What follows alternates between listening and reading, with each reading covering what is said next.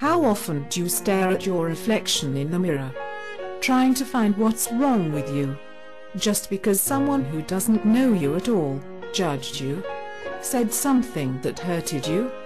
Have you ever been a target of stereotypes?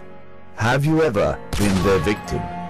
Stereotypes are usually about cultural differences, skin color, physical appearance or material wealth. They are the leading factors to discrimination and hatred, followed by insults and bullying, and that causes pain and trauma. Clinical psychology tells us that trauma is the ultimate killer. It is internal death. In most of the cases, the traumatized victims don't fight back.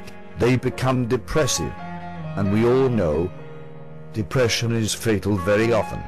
Suicidal. We are young. We are strong. No matter where we belong or where we came from.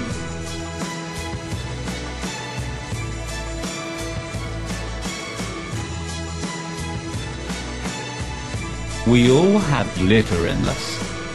So don't be sad. Let it shine. Show your sparks.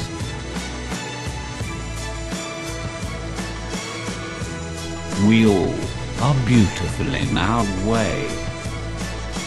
God makes no mistakes. We are all the same.